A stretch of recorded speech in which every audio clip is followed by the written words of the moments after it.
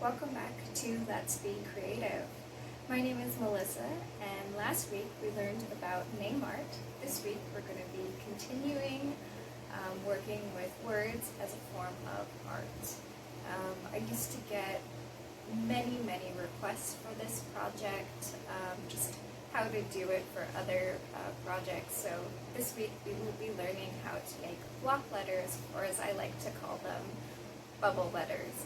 So this week we will learn how to write block letters, how to space them on the page, and how to outline and color them. While this seems like it is a very simple project, it can be actually quite challenging for some folks, and I know it certainly was for me when I first started doing this. So this is one of my absolute favorite things to do, and I hope you really enjoy this as well. Why don't we go ahead and get started? Alright, for this project, you're going to need a few materials. Similar to the materials that we needed last week, you're going to need a pencil so you can sketch. You're going to need a ruler, and you're going to need something to color with. You can use markers, you can use color pencils, and you can use crayons. Now if you don't have a ruler, that's completely fine. You can use just another piece of paper as a straight edge. You just need an edge to kind of give you some straight lines. It doesn't have to be perfect, so just use whatever you have in your house.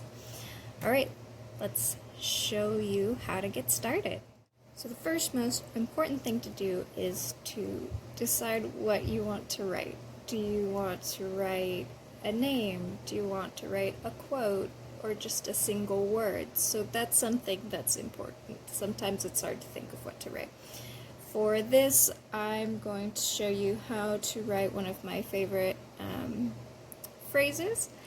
But first I'm going to do some thumbnail sketches, which are just small sketches, so I can figure out where I want the words to go on the page. Now, these sketches don't have to be neat, they don't have to be nice, they're just for you. The phrase I'm going to be writing is be brave, because I like to remind myself to be brave every once in a while.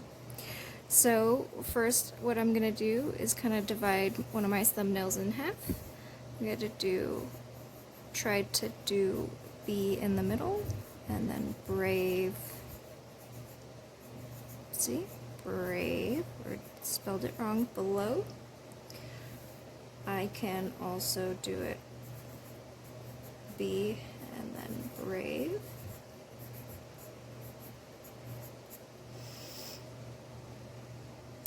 I also can do it really small and then really big. Alright, so I think what I'm gonna do is, I like the center one, so I'm gonna go with that. So now that I know what I'm gonna do, I'm gonna sketch it big on another piece of paper. So the first thing that you want to do is take your ruler and draw straight lines where you want your words to be. Make sure that you're giving yourself enough space top and below. I like to divide my page in the middle so I know where my center line is. After you have your lines, you're going to do a simple line sketch of your phrase or words. Make sure that your letters are spaced far enough apart. I like to keep them 1 or 2 finger spaces away from each other, fingertip spaces. I also like to try and make sure that they're split evenly on either side of the center line. So that might take some time to figure out. The next thing I'm going to do is just use my simple line as sort of the center line, and I'm going to trace around it. I'm going to use it as a guide, and I'm going to trace around my simple lines, and I'm going to try and make the thickness or width of my letters as even as possible, or you can vary the width to make it look more interesting. Bees can be a little bit tricky because they have to be different widths to make it look right. B's and R's, really. I chose a couple of challenging letters, but I noticed that the inside of those letters, when I make my bubble letters, they just look like little D's. So see the shape inside the B and the R? It just looks a little bit like a D.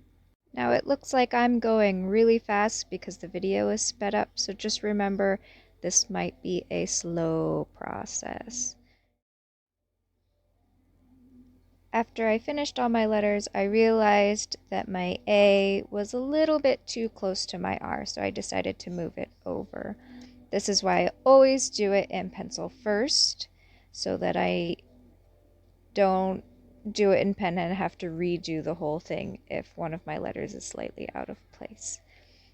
So now that my letters are where I want them to be, they're not perfect. They're a little bit wonky, but I like it. I think it makes them have character. I erase my center line so that when I color, you don't see it. I don't erase my outside line because I'm going to use dark marker to cover them. Now that I have all the lines erased, I'm ready to add color.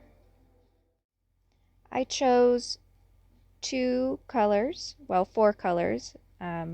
I chose two purples and two teals because those were the colors that made me feel brave. Those are two of my favorite colors, and I encourage you to choose a couple colors that you enjoy as well. As you can see, I'm outlining with the darker of the two colors. They're covering my pencil lines really nicely.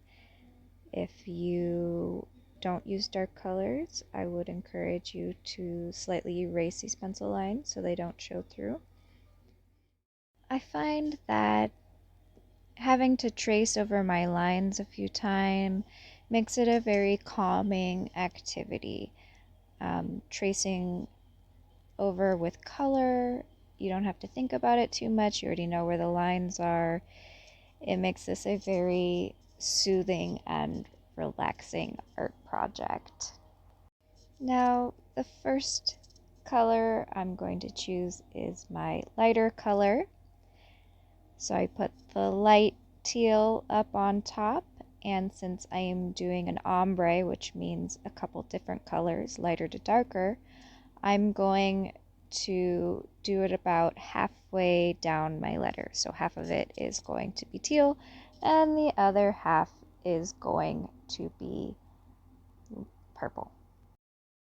One of the reasons why I really love this phrase, be brave, when it comes to artwork, because part of being brave is learning to take a chance and try new things that we may not necessarily know how to do.